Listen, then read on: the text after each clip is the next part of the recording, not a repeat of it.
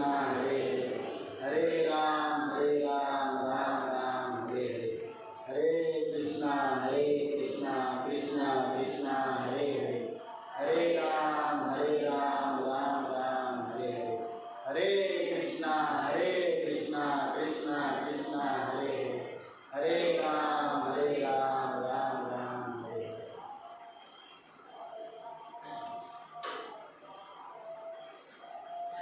तो आप सबका स्वागत है इस बंधन को करता देंगे करना से।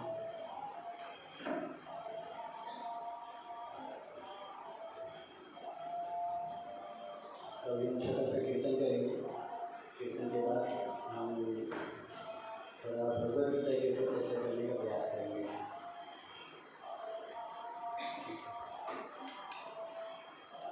जय राधा माधव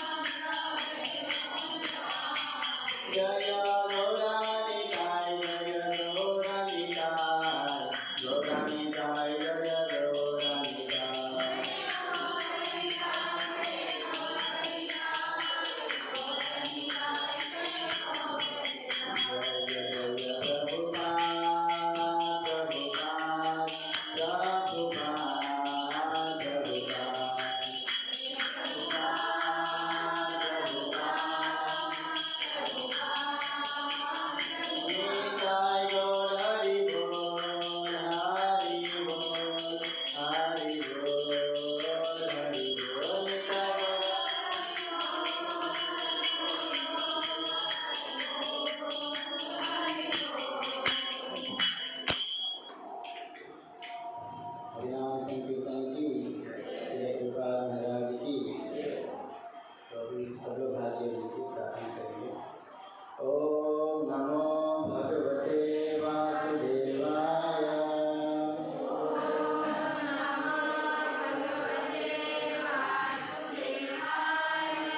ओम नमो भगवते वासुदेवाय।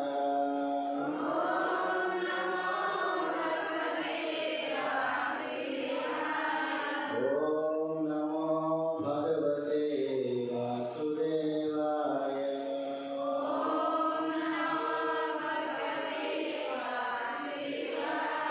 नारायणं नमस्कृत्यं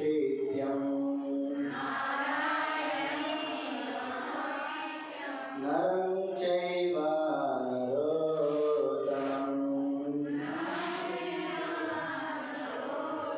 देवीं सरस्वतीं व्यासं ततो जयामुदीरये। नष्टप्रायेषु भद्रेषु नित्यं भागवत सेवया। भगवती उत्तमा श्लोके भक्तिर्भवती नैष्टिके। हरे कृष्णा। तो आप सब जानते हैं कि ये जो महीना है बहुत ही पवित्र महीना है, क्योंकि इसी महीने में भगवान श्री कृष्ण ने गीता का ज्ञान अर्जुन को प्रदान किया है।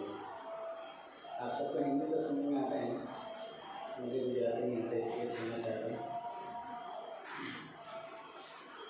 तो भगवद गीता, ऐसे तो वेद व्यास जी ने बहुत सारे भर भर के मानव समाज के ऊपर कृपा करने के लिए अनेकों ग्रंथों की रचना की है। हम देखते हैं कि 4 वेद है, पुराण है, उपनिषद है, लेकिन ये सारे जो वेद है एकमात्र उद्देश्य है क्या कि ये सब जो वेदों हैं उसको पढ़कर भगवान को समझ सके। लेकिन आप बताइए कि कलयुग में ऐसा कौन सा व्यक्ति है जो भी शास्त्र को पढ़ता है? ऐसा कौन सा मनुष्य है जो इसमें रुचि लेता है? वेद व्यास जी ने जब लिख रहे थे तो उनके हृदय में बहुत करुणा थी कि मैं ये जन समाज के कल्याण के लिए मैं लिख रहा हूँ, ताकि आने वाले कलयुग में लोग इसी चीज़ को अध्ययन करके, इस चीज़ को पढ़कर और भगवान को पूर्ण रूप से समझकर तो भगवान की प्राप्ति आसानी से कर सकते हैं। लेकिन अभी अगर वेद व्यास जी देखेंगे हम लोग के ऊपर तो क्या सोचेंगे कि मैं इन लोग के ऊपर करुणा कर रहा था, इनके लिए मैंने इतने बड़े बड़े भर के शास्त्र लिखे, लेकिन भगवद गीता छोटी चीज़ भी नहीं पढ़ते लोग, तो 4 वेद पुराण उपनिषद तो दूर की बात है। तो वेद व्यास जी दुखी होते होंगे, नहीं दुखी होंगे? होंगे कि नहीं? तो इसके लिए भगवान के अंदर असीम करुणा है।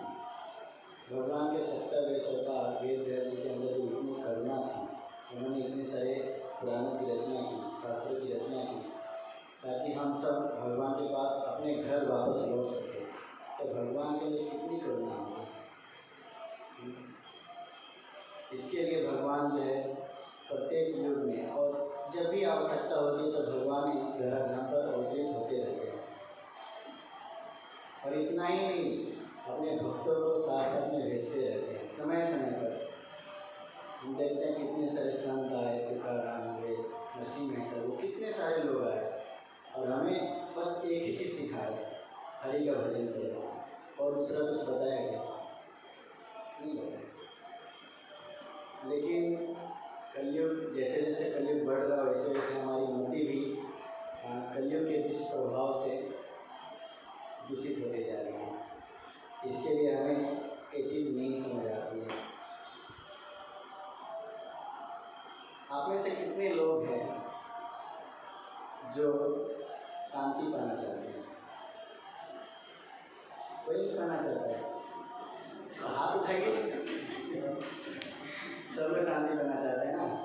भगवद गीता में भगवान कहते हैं कौन शांति प्राप्त कर सकता है। जब अर्जुन जो बहुत दुविधा में थे, जब उनको समझ नहीं आ रहा था कि क्या करूं क्या नहीं करूं, तो बहुत विचलित हो गए थे। तब भगवान कृष्ण ने उस समय उनको ज्ञान योग ध्यान योग सब बताते हुए फिर भगवान ने कहा कि हे अर्जुन, अब मैं जो बताने जा रहा हूँ उसे ध्यान से सुनो कि शांति तुम कैसे प्राप्त कर सकते हो। वैसे तो भगवान भगवद गीता बहुत जगह बताया शांति प्राप्त करने का, लेकिन कलयुग के लिए स्पेशली जो कहते हैं ना सरल चीज़, सरल वस्तु, इस श्लोक में मुझे जहाँ तक समझ में आता है इस श्लोक में बताया गया है। भगवान कहते हैं भोक्तारं जगत तपसाम सर्वलोक महेश्वरम सुहृदम सर्वभूतानां ज्ञानतमां शांति विरचति। भोक्तारं जगत तपसाम, देखिए भगवान कहते हैं अर्जुन, जो मुझे समस्त कर्मों के तथा समस्त चीज़ों के भोक्ता जान लेता है वो शांति प्राप्त कर सकता है। भगवान ने कुछ चीज़ें बोला है, जैसे भोक्ता हो गया, यज्ञ तपसाम सर्वलोक महेश्वर सुहृद सर्वभूतानां। भगवान ने कहा है कि समस्त भोक्ता, यहाँ पर इस संसार में प्राय हर लोग, हर व्यक्ति भोगना चाहता है, किसी न किसी वस्तु को भोगना चाहता है। और ये भोगने की जो हमारी मानसिकता है, इसके वजह से ही हम दुख के और अंधकार में फंसते जाते हैं। हम दिन की शुरुआत इसी से करते हैं कि आज हमारा दिन अच्छा होगा, लेकिन ऐसा किसी का नहीं होता है। क्यों? क्योंकि हम असली चीज़ को नहीं जानते हैं। जो भगवान कहते हैं कि मैं भोगता हूँ, और ये जो भोक्ता मेरे तपसम की बात जो हो रही है कि हर व्यक्ति नहीं जानता है, इसके लिए क्या होता है, वो दुख भोगता है। अगर संसार में हम कुछ भी करते हैं तो किसके लिए करते हैं? अपने लिए, परिवार के लिए, इतना ही ना। लेकिन यहाँ पर भगवान कह रहे भोक्ता, मैं भोगता हूँ उस चीज़ों को जो आप कर रहे हो, उस चीज़ का ही भोक्ता मैं हूँ। अच्छा, एक प्रश्न उठ सकता है, भगवान ने बोला कि भोक्ता आप हो तो हम क्यों मेहनत करें भाई? अगर आप भोगने वाले तो आप खुद मेहनत करो, आप खुद खाओ, हम क्यों आपके लिए मेहनत करें? तो भगवान कहते हैं सर्व योनि सुखवंतय मूर्तय सर्ववंती तासा ब्रह्म योनि अन्न बीज प्रदाता। क्यों? क्योंकि आप मेरे पुत्र हो, इसके लिए तुम्हें मेहनत करना चाहिए। किसके लिए? मेरे लिए। भगवान कहते हैं एक परिवार में बच्चे होते हैं तो माता पिता की क्या आशा रहती है कि हमारे बच्चे हैं, एक बड़े होकर हमें पालन पोषण करेंगे, बुढ़ापा का सहारा बनेंगे, यही आशा होती है। इसी आशा के सहारे लोग अपने बच्चे को पाल पोस के बड़ा करते हैं। लेकिन वही बच्चा बड़ा होने के बाद माता पिता को गाली दे, बुरा भला बोले, घर से निकाल दे, तो वो आशा तो निराशा में बदल गई थी। इसी प्रकार से भगवान कृष्ण भी हम सबका पिता है, और हर पिता चाहता है कि मेरा बेटा मेरी सेवा करे। इसके लिए भगवान कहते हैं कि मैं संसार के भोक्ता हूँ और हर चीज़ का मैं भोक्ता हूँ। यहाँ तक कि जो तुम कर्म करते हो या तुम्हारे कर्म में जो कुछ भी है वो सबका भोक्ता कौन है? मैं। इसके लिए तुम जो कुछ भी कर रहे हो वो सब मेरे लिए करो। लेकिन यदि हम नहीं करते हैं तो दुख पाते हैं। अब यहाँ पे इसका मतलब ये नहीं है कि मतलब जो भी है सब कुछ भगवान को अर्पण कर देना चाहिए। हाँ, यहाँ कहने का अर्थ है कि हमारे पास जो कुछ है, जैसे भोजन तो सब लोग करते हैं कि नहीं करते हैं? ये सब हवा में जीते हैं, नहीं ना? भोजन करते हैं। तो भोजन जब पाते हैं तो उसी भोजन को पाने से पहले भगवान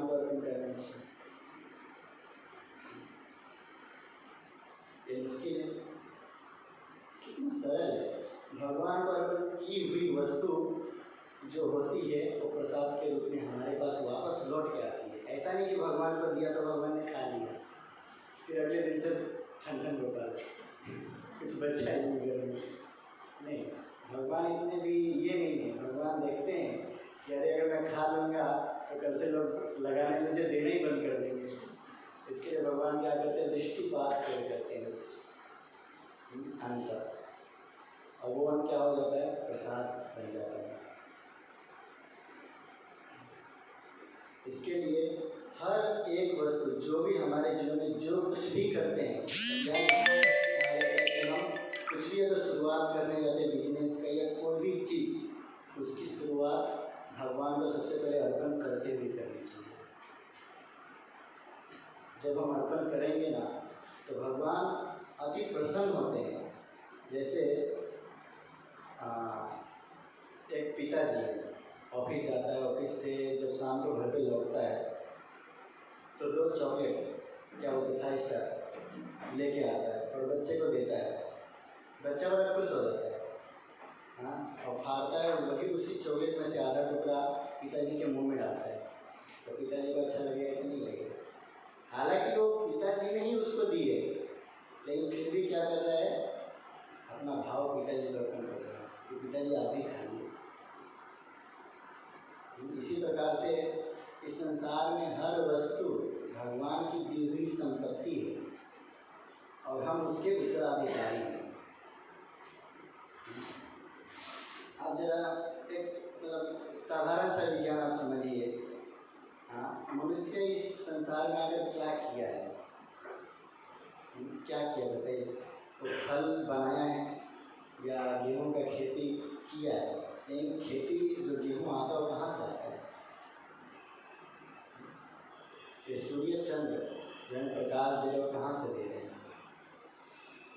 आप सबने टमाटर को देखेंगे, टमाटर में कितने सुंदर कलर होते हैं उसके, इसमें रंग कौन भरता है? गुलाब में खुशबू कौन भरता है? ये सारी चीज़ें हालांकि भगवान करते हैं, लेकिन हम क्या करते हैं, अपने आप को बस कर्ता मान लेते हैं, और यही एक प्रॉब्लम है। इसके लिए भगवान कहते हैं कि तुम जो कुछ भी कर रहे हो या जो कुछ भी प्राप्त कर रहे हो सब मुझे अर्पण करो। हालांकि सब कुछ भगवान की वस्तु है, लेकिन हम जब भगवान को अर्पण करेंगे तो भगवान अति प्रसन्न होंगे। दरिद्रता के एक ये भी कारण है कि हम भगवान इसी आगे बताते हैं कि इस संसार में प्रत्येक व्यक्ति क्या है, चोर है। क्यों चोर है? क्योंकि देखिए, अगर किसी की संपत्ति है तो संपत्ति उस किसी व्यक्ति की है और उसमें से हम चुरा लेते हैं तो हम चोर माने जाएंगे ना। इसी प्रकार से सारा संसार भगवान के द्वारा बनाया हुआ है और इस संसार में प्रत्येक वस्तु भगवान की है, लेकिन वस्तु को हम चोरी करके क्या करते हैं, खुद को भूल देते हैं। हम चोर हुए कि नहीं? इसके लिए हम सबसे बड़े चोर माने जाते हैं। मैं नहीं बोल रहा हूँ, भगवान यहाँ पे कह रहे हैं। इसके लिए हमें प्रत्येक वस्तु भगवान को क्या करना चाहिए, अर्पण करना चाहिए। आप कितने लोगों ने माइकल जैक्सन का नाम सुना है? सुना है? सब सुने। माइकल जैक्सन एक समय में बहुत बड़े एक्टर हुए, मतलब बहुत फेमस कलाकार हुए। वो अपने कलाकारी से सारे दुनिया को खुश कर देते थे। इतना अच्छा डांस करना और इतने वाह उनकी होती थी। उन्होंने अपना क्या किया था, लड़का थे तो लड़की बन गए थे, सर्जरी करा था।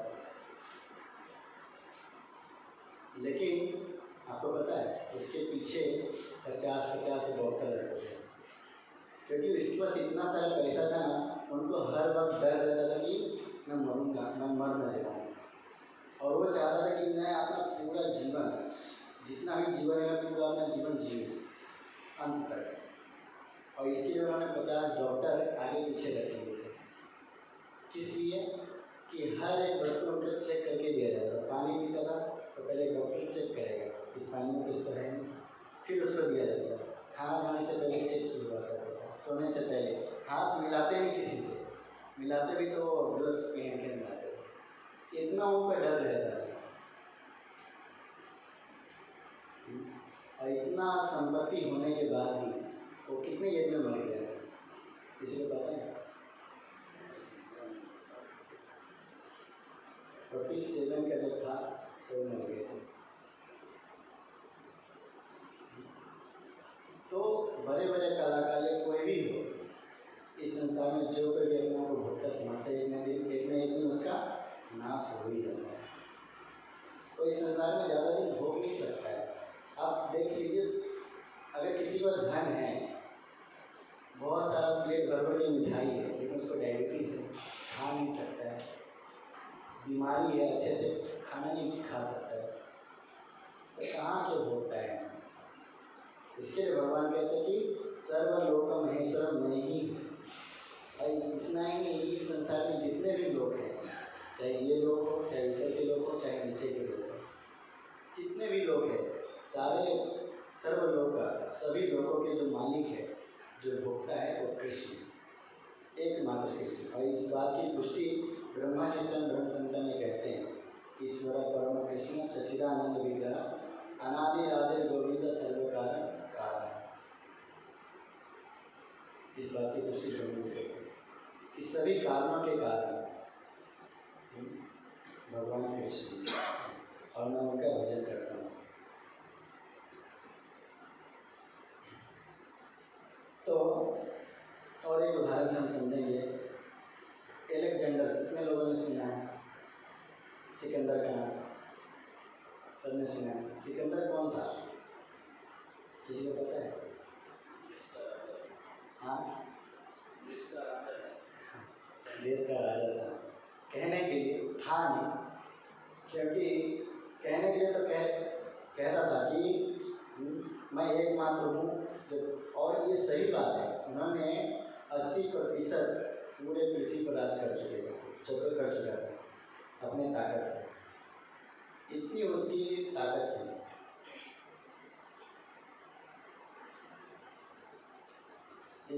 और इतना ही नहीं, यहाँ तक कि जब सैनिक लेके चलता था तो जितने भी राजा थे, सैनिक को देखकर ही घुटना टेक देते थे, इतने बड़े राजा थे। लेकिन जब उसके पिताजी ने समझाया था उसे कि बेटा ये सब फालतू की है, दूसरे पे राज करके उसके राज्य को अपने बस में करना, ये सब कितने दिन के लिए है, ये सब कुछ काम में नहीं आएगा।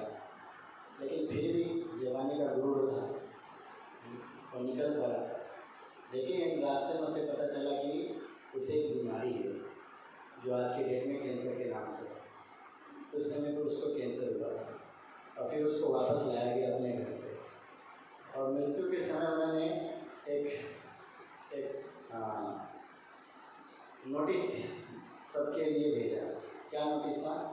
कि मैं सिकंदर, मैं पूरी दुनिया का मालिक हूँ, लेकिन फिर भी मैं जब जाऊँगा संसार से तो मेरे दोनों हाथ खाली रहेंगे। और एक कवि ने इसको कवि के रूप में गाया है, मुझे याद नहीं आ रहा है। सिकंदर नाम था, सभी मुल्कों के मालिक थे। सिकंदर गया जब दुनिया से तो उनके दोनों हाथ खाली थे। उन्होंने कहा अपने मंत्रियों से कि देखो, मैं जब मर जाऊं तो मेरे जो रास्ते में पूरा जितने भी मैंने कमाए हैं धन, और धन को बिछा देना, शमशान भूमि तक बिछा देना, और उसके ऊपर से मुझे लेके जाना, और जहाँ पे मुझे दफनाओगे वहाँ पर दफनाने के बाद मेरे पूरे बॉडी को दफना देना, और दोनों हाथ को ऐसा ऊपर छोड़ देना। क्यों? क्योंकि ये दुनिया का मैसेज मिले कि मेरे पास इतना सारा धन है, लेकिन एक पैसा, एक कौड़ी भी मैं लेके नहीं जा रहा हूँ। ऐसा सत्य है, जितने भी राजा हुए, किसने अपने धन को लेके गए? आज हम जमीन के लिए लड़ाई करते हैं, लेकिन वो जमीन तो वहीं की वहीं रह जाती है, लड़ाई करने वाला व्यक्ति टपक जाता है। लेकिन इसके लिए हमें बहुत सीमित समय मिला है।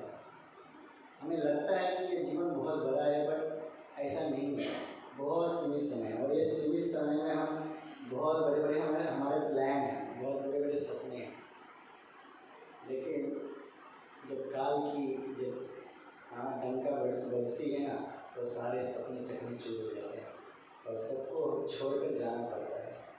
सारे सपने धरी की धरी रह जाती है। इसके लिए हमें सपना देखना अच्छी बात है, लेकिन साथ ही साथ हमें जानना चाहिए कि हमारा इस मनुष्य जीवन का उद्देश्य क्या है। इस श्लोक में एक और शब्द आया है, सुहृदं सर्वभूतानां।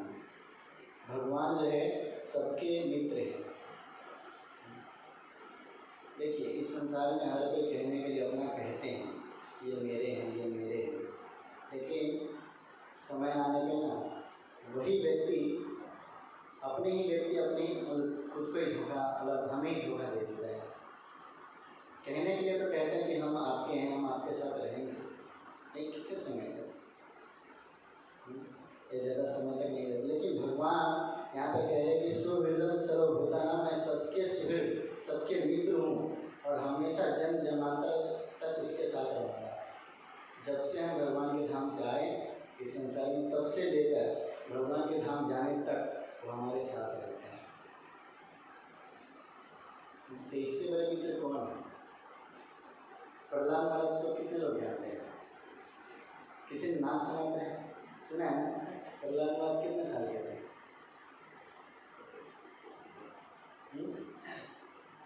5 साल के। उन्होंने 5 साल के बालक होकर उन्होंने अपने सहपाठी को उपदेश देते हुए कहते हैं कि हे मेरे मित्र जनों, इस संसार में ये जो संबंधी है, जो जिसे हम संबंधी मानते हैं, वो असल में बहुत कमज़ोर संबंधी है, बहुत कमज़ोर संबंधी है। क्यों? क्योंकि जब हम मरते हैं तो कोई हमें बचा पाता है? नहीं बचा पाता है। यहाँ तक कि कहते हैं माता पिता भी कहाँ बचा पाता है? जब बच्चा जब जाता है तो नहीं बचा पाता है। इसके लिए हे मेरे मित्रों, सबसे बड़े जो संबंधी है भगवान विष्णु है, उसकी शरण लो और उनसे अपना संबंध को जोड़ो। जब हम उनसे संबंध को हम जोड़ते हैं तो भगवान उसी समय हमें अपना लेते हैं। नहीं तो ये संसार तो चल रहा है बस, जैसे नदी में लहर आती रहती है और जाती रहती है, और इसी संसार में संबंधी आते हैं और जाते हैं, ये कोई किसी का नहीं हो पाता है। इसके लिए सुहृद सर्वभूतानां, सभी जीवों के जो मालिक है भगवान कृष्ण, और सबके जो मित्र है भगवान कृष्ण। इसके लिए हमें उनसे अपना संबंध जोड़ना चाहिए। जैसे एक उदाहरण के लिए मान के चलिए, भगवान हमसे कितना प्रेम करते हैं। आप देखिए, जैसे अगर कोई प्रधानमंत्री का बेटा है तो जितना प्रधानमंत्री अपने बेटे से प्रेम करता है, उसके बॉडीगार्ड भी उतना ही प्रेम उसके बेटे से करेगा। समझ में आइए मैं क्या बोल रहा हूँ? जैसे एक राजा है, राजा जितना अपने बच्चे से प्रेम करता है, उतना ही प्रेम उसके सैनिक लोग उसके बेटे से करेगा? नहीं करेगा। क्योंकि जो राजा का जो प्रेम है वो असीमित है।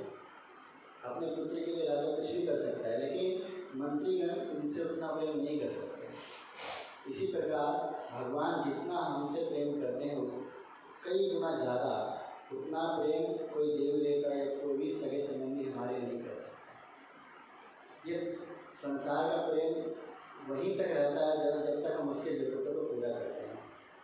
जैसे एक दोस्त है, दोस्त जो हम बोल रहे हैं हम उसकी ज़रूरतों को पूरा कर रहे हैं, जो कह रहे हैं हम उसको सुन रहे हैं, लेकिन जैसे हम अपने दोस्त का सुनना बंद कर दें तो क्या होगा? प्रेम खत्म। एक उदाहरण, पत्नी है, जब तक हम पत्नी की इच्छा को पूर्ति करते रहते हैं तब तक पत्नी बोलती है प्रेम करते हैं आपसे, लेकिन जैसे हम पत्नी की इच्छा को पूरी करना बंद कर देंगे तो बोलिए तुमने मेरे लिए किया ही क्या याद कर? लास्ट में तो यही याद आता है। हालांकि जीवन भर व्यक्ति उसके लिए करता है, लेकिन फिर बोलता है कि तुमने मेरे लिए किया क्या है? ये प्रेम एक आशा के ऊपर निर्भर है। जब तक हम उसकी को पूरा करते रहते हैं, तब तक ये प्रेम टिका रहता है। लेकिन भगवान का ऐसा नहीं है। भगवान से हम करोड़ों करोड़ जन्मों से हम विद्रोह करके बैठे हैं, फिर भी भगवान हमसे उतना ही प्रेम अभी तक कर रहे हैं और राह देख रहे हैं कि कब ये जीव मेरे तरफ देखेगा और मेरे धाम में आएगा। लेकिन हम जैसे सगे संबंधी होते वैसे देवता भी है। देवता को भी क्या है, देवता को भी हमसे एक्सपेक्ट रहता है कि ये कुछ देगा तब हम इसको कुछ देंगे। वो ये नहीं देखते कि इसका अच्छा क्या है बुरा क्या है। जैसे एक बच्चा है, एक बच्चा दुकान पे जाता है, पान बीड़ी की दुकान पे, और पान वाले भैया से सिगरेट मांगता है, तो पान वाले भैया क्या करेगा, सिगरेट दे देगा। तो ये नहीं बोलेगा सिगरेट क्यों चाहिए, किस लिए चाहिए, नहीं, उसको पैसे से मतलब है। लेकिन वही अगर आप अपने पिताजी के पास जाएं और पिताजी बोले कि पापा पैसा तो सिगरेट पीना, पापा क्या करेगा, दो झापड़ लगाएगा, पैसा भी ले लेगा, है कि नहीं। इसी प्रकार देवी देवता जो है ये सब हमें हालांकि सुधारने का काम ही करते हैं, बट वो उतना प्रेम हमसे नहीं कर पाते जितना हमसे भगवान करते हैं। इसके लिए कहा जाता है कि हमें भगवान से अपने संबंध को जोड़ना चाहिए। इस संसार में व्यक्ति भागते रहता है, किसी न किसी चीज़ के पीछे भागते रहता है, और सबका जो स्रोत है वो है सुख। सुख के पीछे सब, चाहे धन की इच्छा हो, चाहे किसी भी चीज़ की हो, चाहे खाने की हो, लेकिन हमें आनंद चाहिए। चाणक्य पंडित कहते हैं, रूप यौवन संपन्ना विशाल कुल संभवा विद्याहीन शोभन्ते निर्विद्या किंचित्। जैसे एक फूल में खुशबू नहीं होती है तो फूल किसी काम का नहीं लगता, बस डेकोरेशन के लिए काम में आता है। उसी प्रकार अगर किसी व्यक्ति के जीवन में आध्यात्मिक ज्ञान नहीं है, भक्ति नहीं है, तो उसका भले वो विशाल कुल, उसका जो कुल हो भले विशाल हो, ब्राह्मण कुल या कोई भी कुल हो, उसका रूप बहुत ही सुंदर है, उसका ज्ञान बहुत ही बड़ा चढ़ा हो, फिर भी किसी काम का नहीं है, वो मुरझाए फूल की तरह ही है। तो ऐसे फूल क्या फायदा, न भगवान को अर्पण कर सकते हैं, न किसी के नाक की सुगंध कर सकते हैं। तो हमें अगर कुछ करना है, या हम अपने परिवार के लिए, या हम अपने लिए, या देश के लिए कुछ करना चाहते हैं, तो बस क्या करें, आप ज़रा सोचिए, अगर कोई दान करना चाहते हैं कितना दान कर सकता है, या तो जब जितना उसके पास 100 करोड़ 200 करोड़ इतना ही करेगा ना, इससे ज़्यादा तो नहीं कर सकता। किसी भूखे को खाना खिलाएंगे तो कितना खिला सकते हैं, 1 दिन 2 दिन 10 दिन करने लगे, लेकिन उसके बाद अगर हम किसी को भक्ति दे देते हैं, या हम किसी को भगवान कृष्ण का संदेश दे देते हैं, तो ये उसके जीवन में अमृत का काम करता है। अमृत मतलब उस व्यक्ति का जीवन को अमर बना देता है।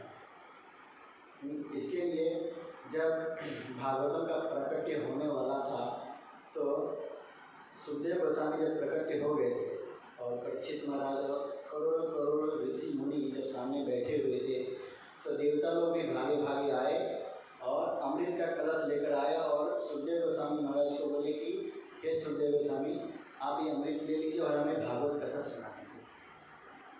तो सुखदेव गोस्वामी ने कहा कि तुम्हें लज्जा नहीं आती है, तुम अमृत की तुलना इस भागवतों से करते हो, भागवत पुराण से करते हो, अभी चले जाओ तो मैं श्राप दे दूँगा। कहने का मतलब ये है कि अमृत जो देवता पान करते हैं और अमर रहते हैं, उन अमृत से भी करोड़ों करोड़ों गुना ये महान है श्रीमद् भागवत और भागवत की कथा। ये हमारे जीवन में, इसके लिए गोपी गाती है, गोपियों ने गाया है कि अगर गोपियाँ कहती है कि अगर कोई व्यक्ति अपने जीवन में अगर भगवान कृष्ण की कथा को पान करते रहता है, तो उस व्यक्ति का जो जीवन है वो पूरा मंगलमय हो जाता है, तो पूरा जीवन उसका मंगल। इसके लिए कहा जाता है कि हमें क्षण क्षण जहाँ भी मौका मिले हमें इस अमृत का पान करते रहना चाहिए। आप सब लोग तो आते ही हैं संडे को, आप सब लोग और लोगों को बुला के लेके आइए और उसे भी अमृत का पान कराइए, क्योंकि हम किसी को दे भी सकते तो यही एकमात्र है जो हम किसी को दे सकते हैं, जिससे उस व्यक्ति का पूरा जीवन अमृत हो जाता है। नहीं तो हमारा पूरा जो जीवन है हम तो खुद नाश करते हैं, साथ में दूसरे का भी नाश करते हैं। इसके लिए श्री प्रभुपाद जी भी तात्पर्य में कहते हैं कि माया के वशीभूत सारे बच्चे इस संसार में शांति प्राप्त करने के लिए उत्सुक रहते हैं, किंतु भगवत गीता के इस अंश में वर्णित शांति के सूत्र को वे नहीं जानते। शांति का सबसे बड़ा सूत्र यही है कि भगवान कृष्ण समस्त मानवीय कर्मों के भोक्ता है। समस्त जितने भी सभी के भोक्ता भगवान कृष्ण। और आगे कहते हैं कि मनुष्य को चाहिए कि प्रत्येक वस्तु भगवान की दिव्य सेवा में अर्पित कर दे, क्योंकि वे ही समस्त लोगों तथा उनमें रहने वाले देवताओं के स्वामी हैं और उनसे बड़ा कोई नहीं। जब तक हम भगवान को अर्पण नहीं करते हैं तब तक हम दुखी रहते हैं। इसके लिए कहा जाता है कि हरि बिना नैव मृत्यु तरती। हरि भगवान हरि के बिना हम मृत्यु के ऊपर विजय प्राप्त नहीं कर सकते हैं। एक बात समझने वाली बात है, शास्त्र भी कहता है चाहे जितने भी पुराण कुछ भी जितने भी विधि है भगवान को प्राप्त करने के लिए, चाहे यज्ञ हो, तपस्या हो, ज्ञान हो, ध्यान हो, जितने भी विधि है ये सब विधि अपना ले व्यक्ति, लेकिन फिर भी भगवान को प्राप्त नहीं कर सकता। भले एक जन्म, दो जन्म, तीन जन्म, कितना हजारों जन्म भी अगर इस प्रक्रिया को किया जाए फिर भी व्यक्ति जो है भगवान को प्राप्त नहीं कर सकता। लेकिन मात्र राधा कृष्ण से प्रेम करके वो व्यक्ति भगवान को पा जाता है, केवल प्रेम करके। हालांकि शास्त्र में बहुत सारी विधि हैं लेकिन फिर भी वो काम नहीं आता है। एकमात्र भक्ति ही है और एकमात्र प्रेम विधि ही है जिससे हम भगवान को प्राप्त कर सकते हैं, और वो भी प्रेम एक जुगल किशोर के प्रति होना चाहिए। अगर जुगल किशोर के प्रति प्रेम नहीं है तो हमारे जीवन का सूखा सूखा है। एक श्री रूप गोस्वामी कहते हैं कि अगर किसी को अपना भौतिक जीवन संवारना है, अगर भौतिक जीवन में अगर आप मतलब अच्छे से मेहनत करके सुखी रहना चाहते हो, परिवार के साथ रहना चाहते हो, तो आप भूल कर भी वृंदावन मत जाना, भूल कर भी वृंदावन मत जाना। क्यों? क्योंकि ठीक है चलो वृंदावन चले भी गए तो उस यमुना के तट पर मत जाना। प्रश्न थे क्यों ना जा रहे? तो कहते हैं कि वहाँ पर एक कालिया रहता है, एक छलिया रहता है, एक छोरा रहता है, अगर उसकी दृष्टि पड़ गई तो फिर आप किसी काम के नहीं रहोगे। एक समय की बात है, आप लोग कितने लोग हैं जो विनोद अग्रवाल जी का नाम सुने? विनोद अग्रवाल, उनका भजन भी बहुत फेमस है और बहुत सुंदर भजन भी गाते हैं। पता है उसका पिछला जन्म क्या था? वो मतलब उसका जन्म, वो पहले क्या करते थे भजन गाने से पहले? वो कपड़े के व्यापारी थे।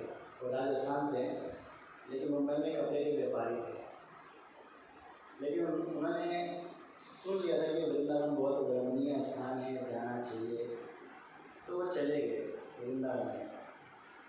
और वृंदावन में ऐसे घूमते घूमते उन्होंने राधा श्याम सुंदर को देख लिया, और तब से उन्होंने जो अपना बिजनेस छोड़ा और उसी समय से अपना जो पूरा काम है पूरा 24 घंटा उन्होंने केवल हरि का भजन में लगा दिया।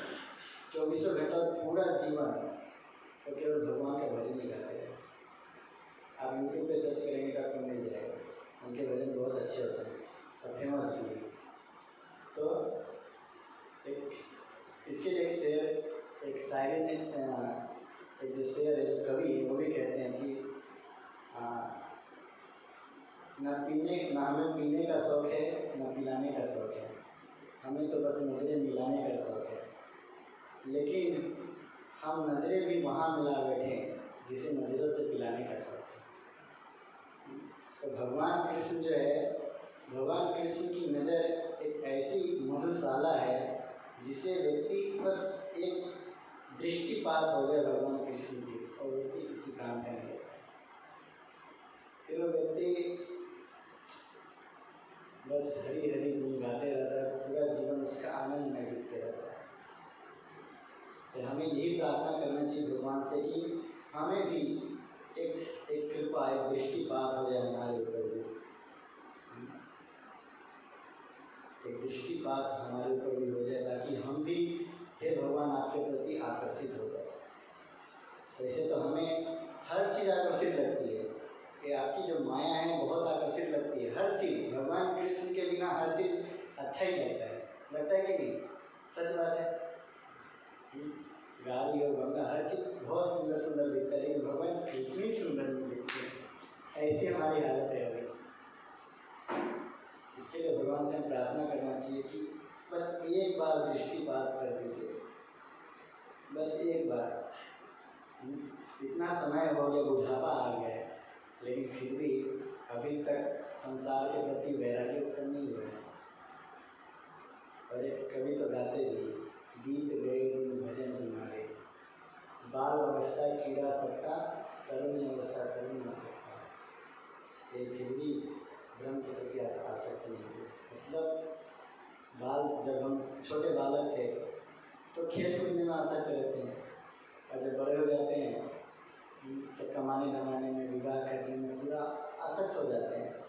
लेकिन भगवान के प्रति कोई आसक्ति हमारी नहीं हो पाती। जीवन निकल जाता है फिर भी नहीं हो पाती। क्यों? क्योंकि हम खुद नहीं चाहते, हमारी इच्छा नहीं। हम देखिए, इस संसार में जो व्यक्ति इच्छा करता है ना, उसकी इच्छा जरूर पूरी होती है। भगवान इतने भी कठोर नहीं है, भगवान दयालु है और इच्छा पूरी कर देते हैं। जिन्होंने इच्छा किया कि हम भगवान का दर्शन करेंगे, भगवान की प्राप्ति करेंगे, उसको भगवान मिलेगा।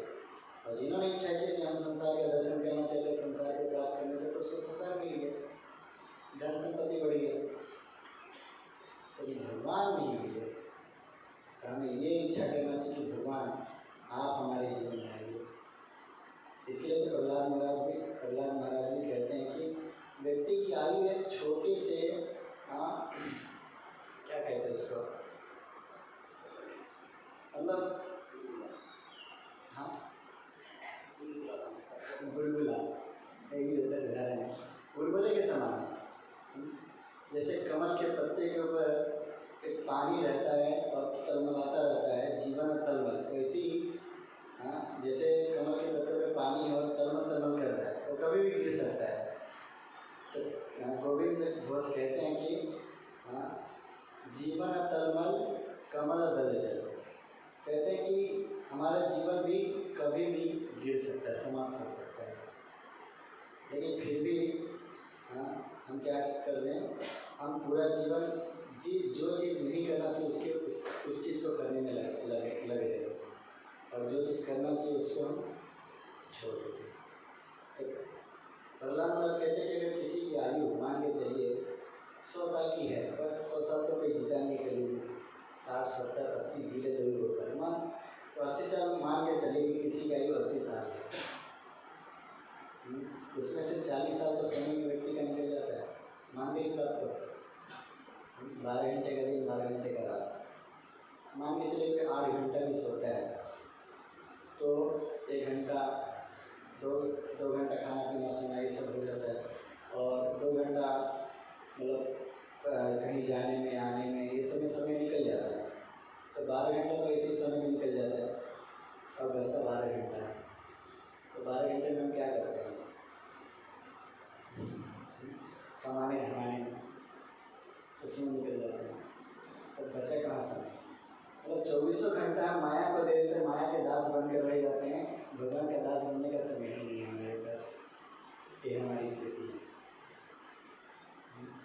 तो 40 साल तो सोने में बीत गए, और बाकी के 40 साल उसमें से 20 साल बालपन में निकाल दीजिए। जो बच्चा रहता है उसको क्या पता 20 साल, वो तो पढ़ने लिखने में, डिग्री प्राप्त करने में 20-25 साल उसका निकल जाता है। तो भजन कहाँ से करेगा? हाथ में बचा कितना? 40 साल सोने में, 20 साल बच्चे खेल कूदने में, बच्चा 20 नहीं, अब 20 साल में 10 साल शादी में निकाल दीजिए। शादी व्यक्ति करे तो उसके लिए खाना तो करेगा ना, क्योंकि 20 साल तो पढ़ाई में निकाल दिया। अब पढ़ाई करके उसको जॉब ढूंढना पड़ेगा, फिर जॉब कई लोगों को तो जॉब मिलता भी नहीं, उसके लिए भी आत्महत्या कर लेते हैं। कितना पढ़ के मेहनत किया और फायदा क्या है? तो जॉब ढूंढने में, मेहनत करने में निकल जाता है 10 साल, और फिर बचा 10 साल बुढ़ापे के। वो व्यक्ति जो हाथ कांपते रहते हैं किसी भी चीज़ को पकड़ने में, दांत नहीं है, घर घर करके आवाज़ आ रही है, तो व्यक्ति क्या भजन करेगा, क्या साधना करेगा बताइए आप। इसके लिए प्रहलाद महाराज कहते हैं कि जीवन का भरोसा मत करो। आप ऐसा मत सोचो कि बुढ़ापे में भक्ति करेंगे या फिर ऐसा बम फूटेगा और हमारा समय ही समय निकलने लगेगा और हम भक्ति चालू कर देंगे। ऐसा कभी ये भ्रम में मत रहिए। प्रहलाद महाराज ये करते हैं, चेतावनी देते कि ये भ्रम में मत रहिए, ऐसा कभी नहीं होगा। जैसे ही हमारी बुद्धि खुल जाती है कि अभी भगवान का भजन करना चाहिए, बहुत समय बीत गया है, उसी समय से स्टार्ट कर देना चाहिए।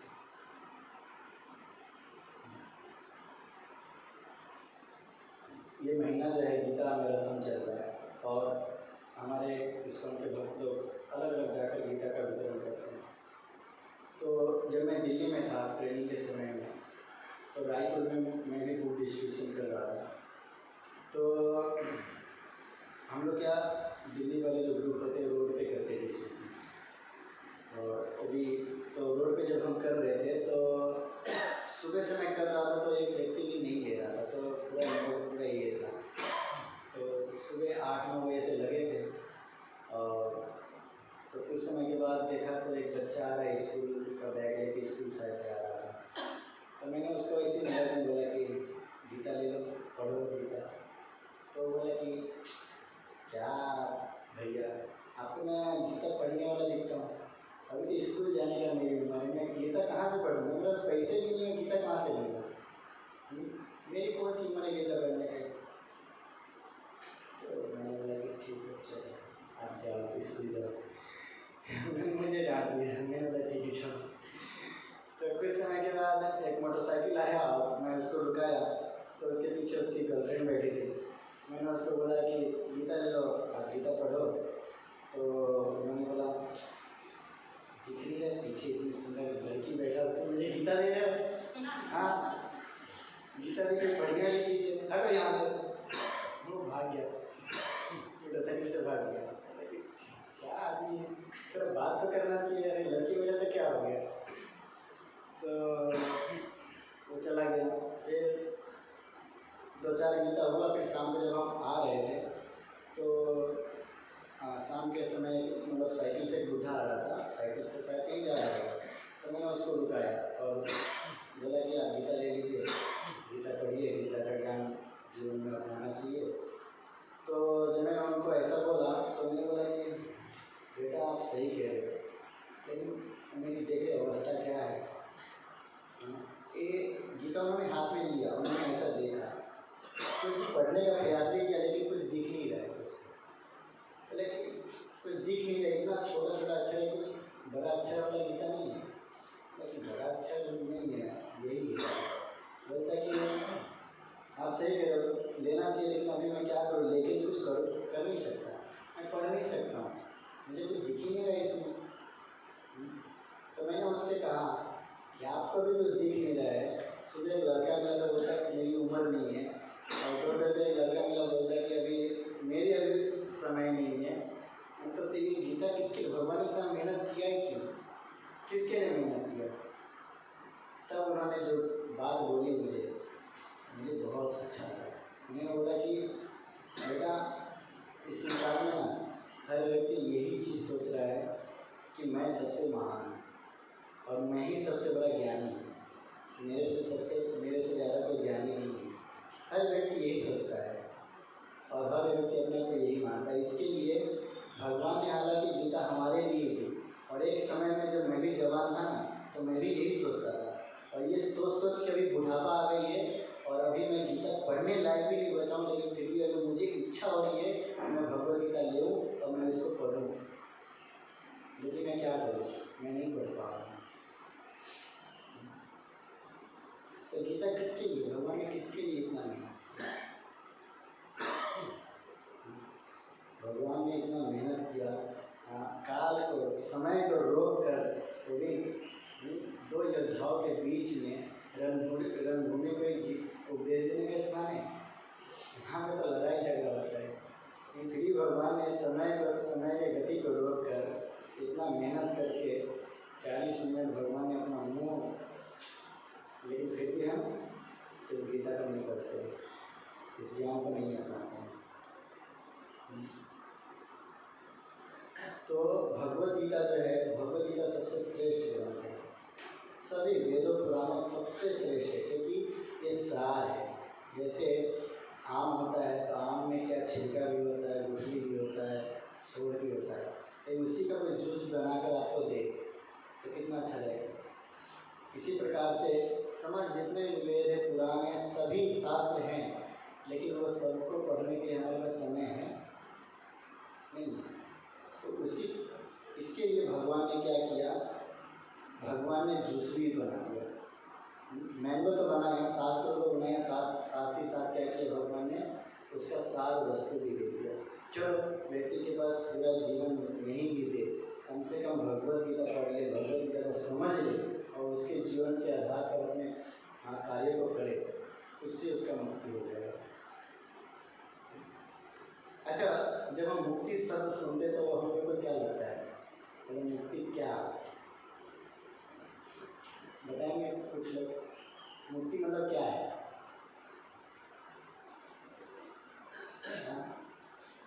जब मुक्ति शब्द हम सुनते हैं तो मुक्ति का अर्थ हम क्या करते हैं कि एक ऐसा चीज़ है जिसमें हम मिल जाएंगे, हमारा अस्तित्व पूरा खत्म हो जाएगा, ये क्या है? मुक्ति का वास्तविक अर्थ क्या है? हाँ, भौतिक का और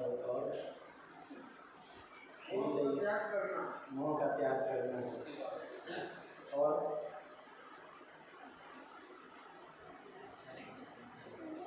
संसारिक बंधनों से मुक्ति। सही है, सभी आंसर सही है, लेकिन मुक्ति का वास्तविक अर्थ पता है क्या है? मुक्ति का वास्तविक अर्थ है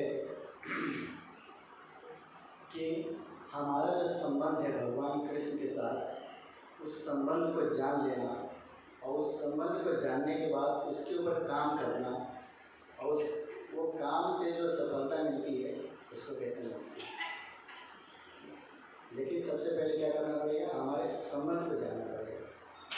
और संबंध जानने का तरीका क्या है?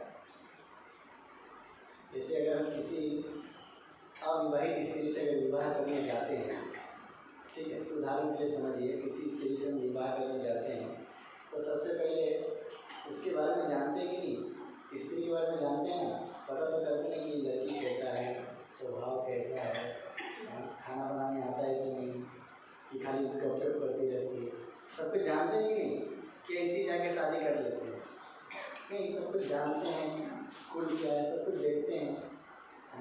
तो हमें जिस स्थान पे जाना है, जिसके साथ हमें संबंध बनाना है, तो उसके साथ संबंध बनाने के लिए उनके बारे में जानना पड़ेगा।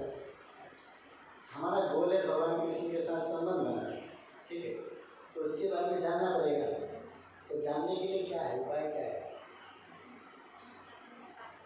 हाँ, हिंदी में बोलिए। भगवद गीता के चरण का एक अध्याय भी कर। हाँ, भगवद गीता का एक अध्याय का पाठ है, तो सही बात है। और कोई, जैसे अगर हम स्त्री से विवाह करने जाएंगे तो उनके बारे में जानने के लिए हम किससे पूछेंगे बताइए? अगल बगल वाले से पूछेंगे, उसके माता पिता से पूछेंगे। कई माता पिता झूठ भी बोल सकते हैं, लेकिन ऐसा होता है, अगल बगल वाले जो होता है ना वो सच बताते हैं। तो इसी प्रकार जब हम कृष्ण के साथ संबंध बनाना चाहते हैं तो कृष्ण के बारे में जानना पड़ेगा, उसके बारे में सुनना पड़ेगा, और वो हमें बताने वाला कौन है?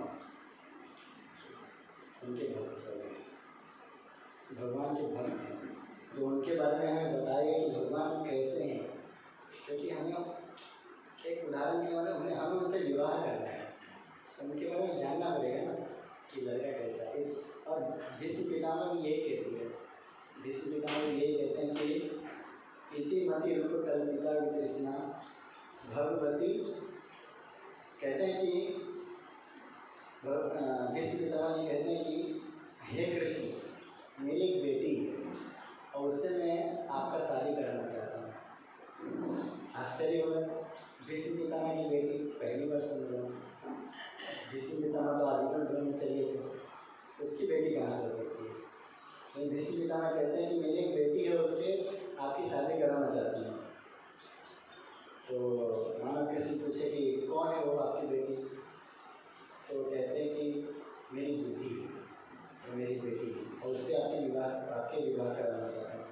तो कृष्ण पूछे कि आपकी बेटी में कुछ गुण है कि और खाली अवगुण ही भरे पड़े, कुछ करने वाले आता है। तो भीष्म पितामह कहते हैं कि मेरी बेटी में बहुत सारे गुण हैं, वितृष्णा, मतलब मेरी बेटी के अंदर कोई इच्छा नहीं है, बस एकमात्र आपसे प्रेम करने की इच्छा है। इसी प्रकार से जब हम कृष्ण के बारे में सुनते हैं उनके भक्तों के मुख से,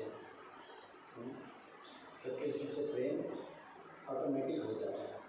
जैसे रुक्मणी कृष्ण को कभी देखी नहीं थी, लेकिन कृष्ण के बारे में सुना करती थी, बचपन से सुनते आ रही थी कि कृष्ण ऐसे हैं, ऐसे ऐसे लीला करते हैं, और सुन के उनको प्रेम हो गया था, उनको कभी देखी नहीं थी।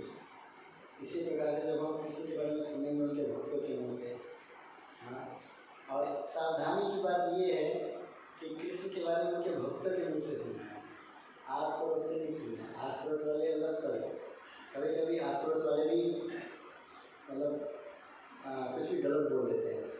जैसे कभी कभी गांव में क्या होता है कि कोई रिश्ता लेके जब आता है किसी घर पे, तो घर वाले स्वीकार कर लेते हैं, लेकिन आस पड़ोस वाले जो होते हैं ना, वो लड़की वाले को चढ़ा देते हैं कि ये लड़के से विवाह मत करना, ये लड़का बाबा जी है, कुछ माला वाला करता है, पैसे से कमाता नहीं है, इसी विवाह मत करना, चढ़ा देते हैं।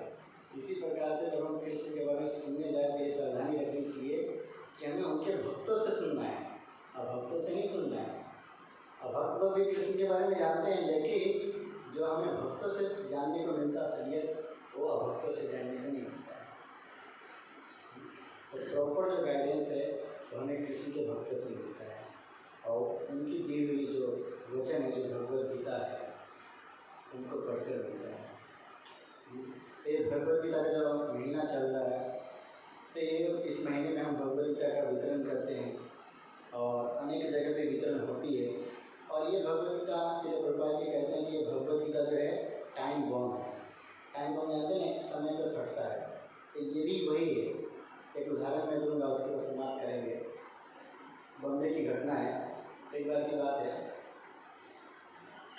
जब गीता ये इसी महीने में जब गीता में रथम चल रहा था, तो भक्त रोड पे गीता का वितरण कर रहे थे। तो कई सारे बच्चे जा रहे थे स्कूल के लिए, तो एक बच्चा आया और देखने के लिए कि ये क्या है। तो मैंने देखा, एक भक्त ने बोला कि आप गीता लेके जाओ, पढ़ो, अच्छा रहेगा। बोले समय नहीं प्रभु जी पढ़ने के लिए। बोले कोई बात नहीं, आप ले दिया। तो उन्होंने भक्त ने ऐसी भगवती उनको ले दी और उन्होंने बैग में रख लिया, और बैग में रख के स्कूल गए, स्कूल से घर आए, पूरा मैट्रिक सब पास किया। जब बच्चा जवान हो गया, और वो भगवद गीता को लाइब्रेरी में रख दिया था सामने, लाइब्रेरी कभी खोल के देखा नहीं उसमें क्या है, रख दिया उसमें। और फिर जब नौकरी लग गई, तो जब नौकरी लग जाती है तो पीछे पीछे छुट्टी भी आती है। तो एक गर्लफ्रेंड भी आ गया, तो वो उसका ज़्यादा उम्र नहीं हुआ था, लेकिन फिर भी ये सब होने के बाद उसको बहुत समय उसका प्यार चला। लेकिन होता है ना, तकरार तो हो ही जाता है, कितना भी बड़ा प्यार, क्योंकि इस संसार में प्यार तो किसी का पूरा हुआ है नहीं, तो उसका नाश हो गया। तो प्यार हुआ, लेकिन कुछ समय के बाद उसका जो है ब्रेकअप हो गया, और वो इतना पागल हो गया था उस लड़की के प्यार में कि वो कुछ समझ नहीं पा रहा था कि क्या करे।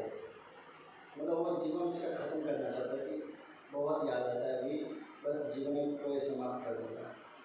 तो घर में अकेला था और सोच ही रहा था कि क्या करूँ।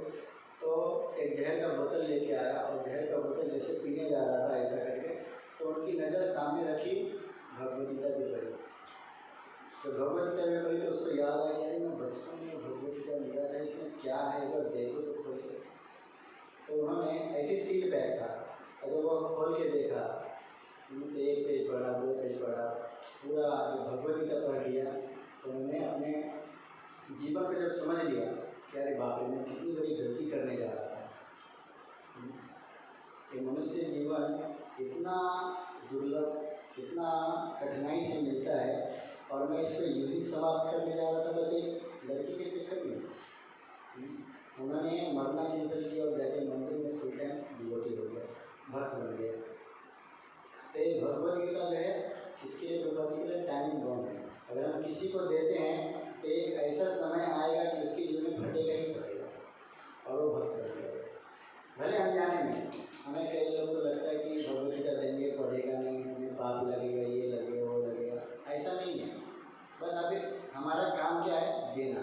भगवान भगवद गीता के 18 अध्याय में भी कहते हैं कि जो मेरे इस दिव्य ज्ञान को प्रसार प्रचार करता है या बांटता है, किसी को देता है, तो उससे प्रिय मुझे कोई नहीं। तो भगवान ने बोल दिया देना है, बस आप दे दो, गिफ्ट के रूप में दे दो, मैरिज में दे दो, दोस्त के बर्थडे पे दे दो, जस्ट दे दो। और देने के बाद आपका काम खत्म हो गया। अब आगे का जो प्रोसेस है तो भगवान के ऊपर है, तो भगवान करेंगे। कब उसके जीवन में ये करना है, परिवर्तन करना, वो उसके ऊपर है।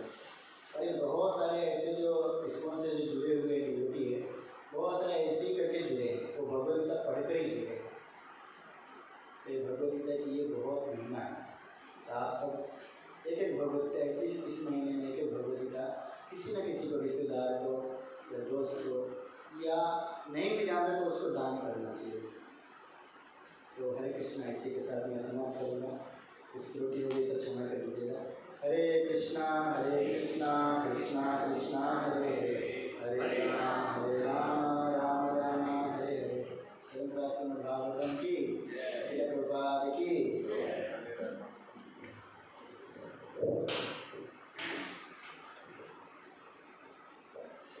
हरे कृष्णा कृष्णा कृष्णा हरे हरे, हरे राम राम राम हरे हरे। तो आज भगवद्गीता विषय में सामने प्रभुजीનું નામ છે હરિવૈષ્ણવ પ્રભુ, અને અહીંયા આશ્રમમાં જ રહે છે અને ભગવાનની સેવા તમે જે દર્શન કરો છો, આટલો સુંદર શૃંગાર ભગવાનનો પ્રભુજી જ કરે છે। તો આપણે એમનો અભિવાદન વ્યક્ત કરતા એકવાર હરે કૃષ્ણ નામનું ઉચ્ચારણ કરીએ। હરે